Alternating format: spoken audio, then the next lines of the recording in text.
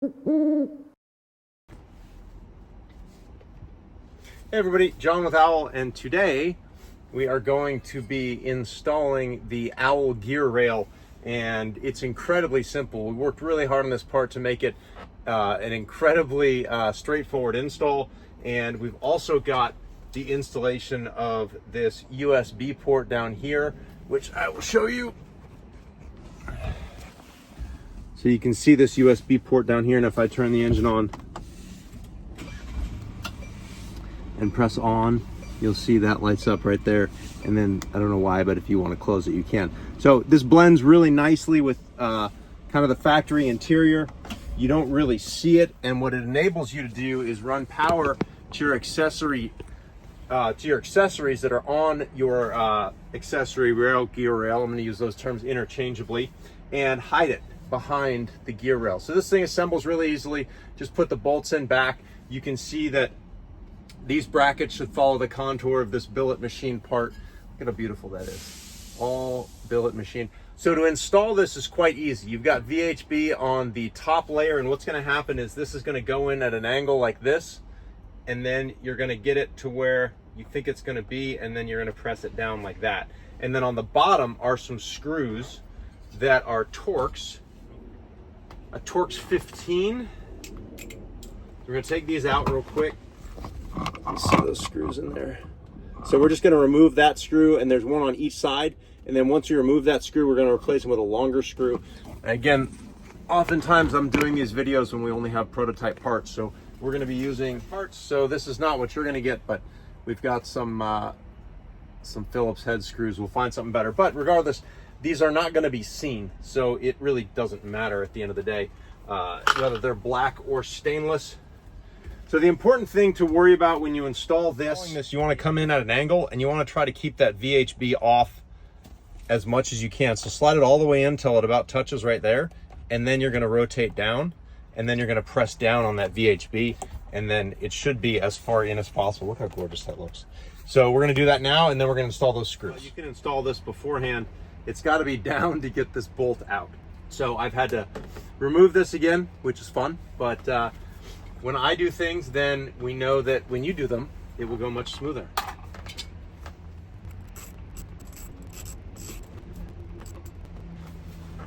All right, we've got that one out. Now we are ready to install. I find the easiest way to get VHB, the red film off, is to just stick some sort of blade in behind the edge and then lift up on just the red part.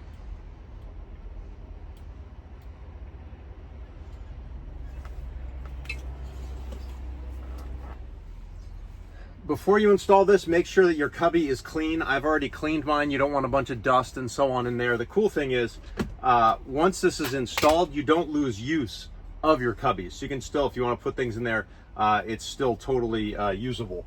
So again, as we do this, I can't hold the phone at the same time. So just understand that I'm going to press this all the way in till it touches, and then lever it down.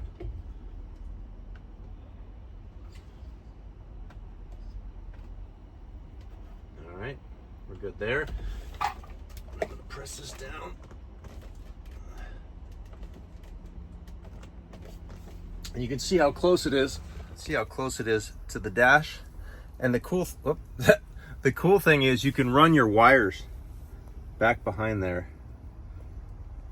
You run your wires back behind there, and then they can pop right into this socket once I reinstall it. And so all of this is going to look very, very clean. Now that you've got this installed, it's already quite solid. We're going to reinstall, or not reinstall, but we're going to put in the new hardware into the bottom of the bracket. Here it is. Of course, it's all, you know what I've noticed? Things you can't find are always in the last place you look. See what I did there? So now I'm going to install these real quick.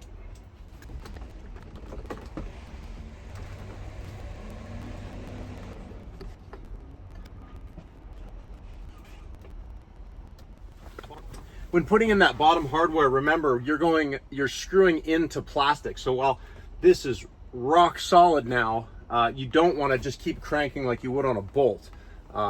I mean, it's got a fair amount of resistance, so you want to make sure that when you put that in, that you're not stripping it out and you just screw it in. It's quite simple. I'm just warning you not to over tighten it because you don't want to strip out any plastic. Worst case scenario, you could always put in, if you did strip something out, you could always put in like a riv nut and a bolt. It's not a big deal. But now, I mean, that installation, what, a few minutes, rock solid. Now, in the first part of this video, you saw the installation of the gear rail, and you have to do that first because this blocks the access to that bolt. And if you put this in first, you'll have to end up taking it out to get the gear rail in.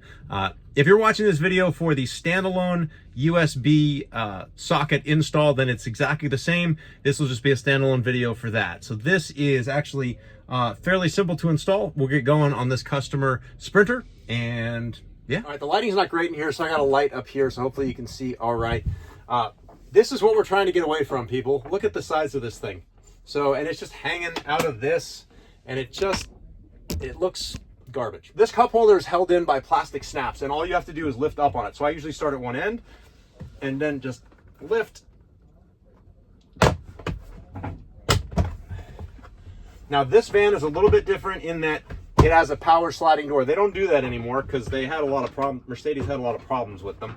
But all of this goes in the same way. You just have to, if you have the power sliding door, you then have to disconnect that power from it and just disconnect that clip. So you can see all of these are just plastic snaps that go into the cup holder, and it just pulls straight up. Do not pull it out at you, just kind of pull it straight up and it will come out.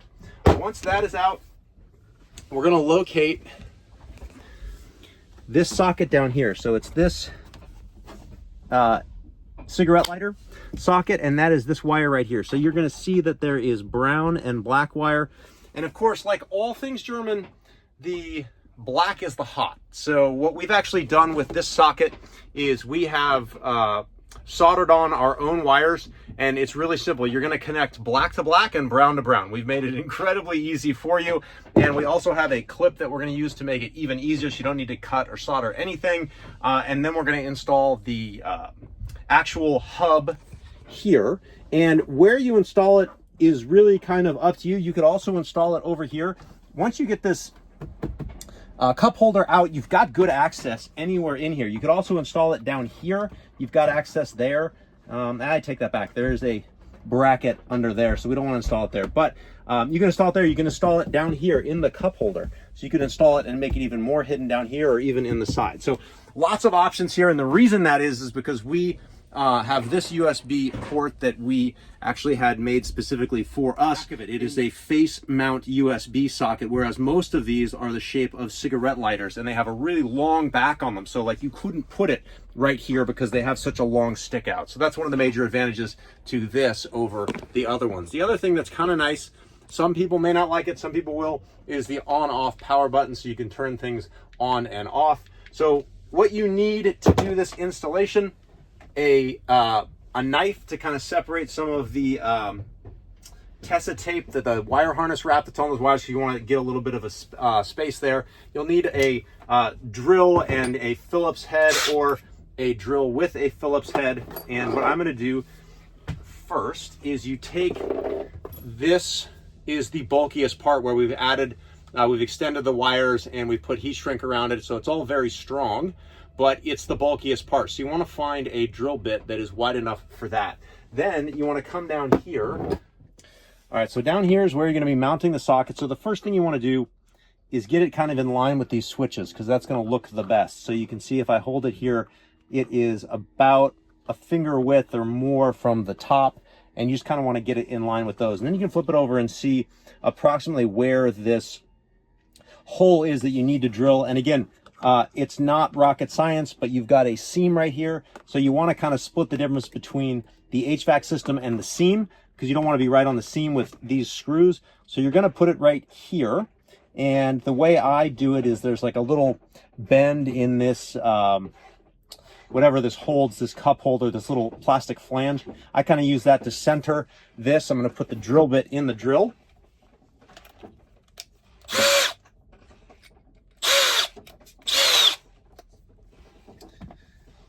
And then what I can do is flip this over to get the height. So I'm going to line this up with that. And then I remember that we were about right there. So I'm going to drill a hole right a little bit higher than this because the wires can go up, so we can get the right height. I've got this matched on there. I've got this kind of where that needs to go. And then we'll measure it again just to double check. Yep, that's correct. And then height wise, that's correct. So now we're just going to drill one hole. And once you've got the hole drilled, you're going to be able to feed this through. Now before you, actually you don't need to do it before, but it's easier to get this little cover plate off. It is a bit of a pain to get off, certainly after it's installed. So this little cover plate comes off. You want to take it off now because it's easier to take off when it's out. It hooks in with these 4 tabs, 1, 2, 3, 4, and they index here, here, here, and here. So you can just get a little flathead if it's snapped in and you need to get it off. So now we're going to feed those wires through that hole that we made. Just grab them on the back side, super easy. That's a little bit tight, but it fits. And you just want to pull that stiff part down.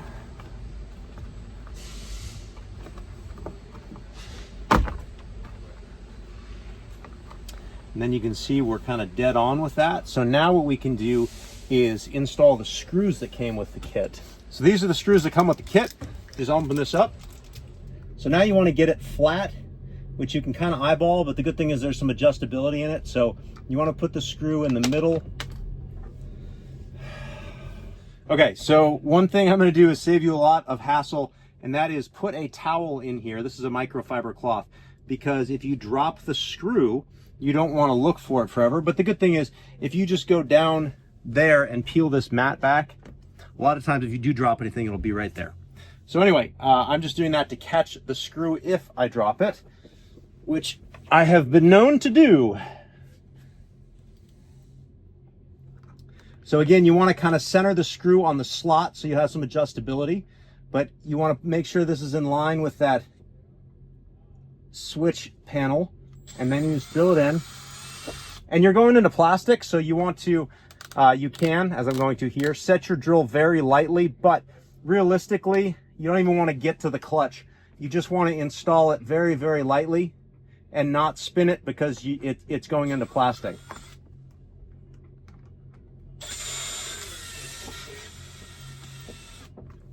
So that's still pretty loose, and then we'll grab the other screw,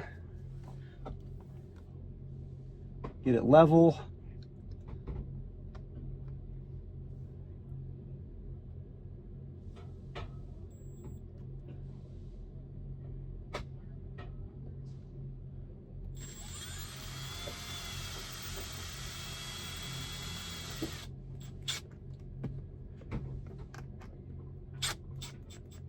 All right, so now we're nice and solid and level, and you can see how that works. And if you need to adjust it a little bit, you can. And I would suggest that you do the last little bit by hand with a Phillips, or you can even take this yourself and just tighten it by hand. And that'll just keep everything nice and tight without stripping it out. Now, worst case scenario, if you do strip this out, it's not a big deal because you can actually fit your hand in there. So any small bolts, you can just run a bolt and put a nut on the back side, and you might even choose to do that from the beginning, but this works perfectly fine if you want to do it just like this. But just letting you know that you can do that if you're so inclined, if you want to use bolts instead of the screws. These screws just sit back there and not going to cause any problems. So next, we're going to move on to these wires. So what you're going to do, this is a pretty cool little wire tap. I'm not a huge fan of wire taps in general, but there's really no good way to do this, and it's going to save a lot of time and effort with cutting up these wires and soldering and so on, and not everyone knows how to solder. So what you're going to do is you're going to do the brown wire in the right hand side. It doesn't really matter, but you just have to be consistent. So brown wire on the right, and see these little loops in here? I don't know if you can see that. There's little loops. You want to insert the wire into that loop. So I'm doing this into that loop. All right, so what we're going to do is feed that into this loop right there. Hopefully you can see that. So brown goes in, and then you want to slide it all the way until it bottoms out, okay? And then you want to take black. Black goes on the left. You slide it in all the way till it bottoms out. Then you press down on it, and if you're super strong, you can close it yourself. And if you are not feeling like a Hulkamaniac that day, you can just get a pliers and squeeze lightly. You'll hear one side click, hear the other side click. What you want to make sure is engaged are these side clips on this here, and those are engaged and the wires don't come out. And then what you're going to do is get down in here and splice it into the existing wiring harness. So now we're looking at this wire here. You see you've got a brown and a black. You may have to cut this, but sometimes you can just get it started. So I got my blade, and if you are going to cut this, then you want to be very careful not to cut the wires. So you just go very carefully in there, and once you get it, you get it started, then you should be able to unwrap it without continuing to cut. Looks like there's a little piece hanging on. And again, you just want to go with the grain of the wire and make sure not to cut it.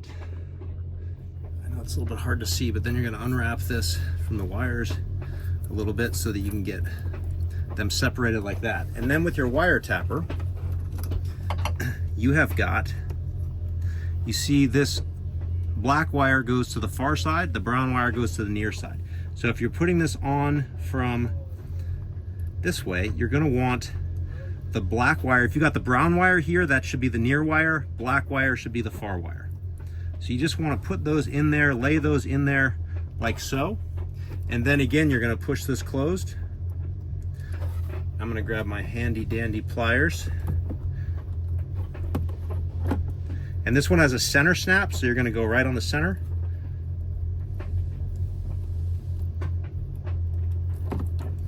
And make sure that that snap is engaged. And it's just that simple. I'm trying to go very slowly so that everyone can see how to do it, but it's really just that simple. I am going to cut this off because I think it looks bad.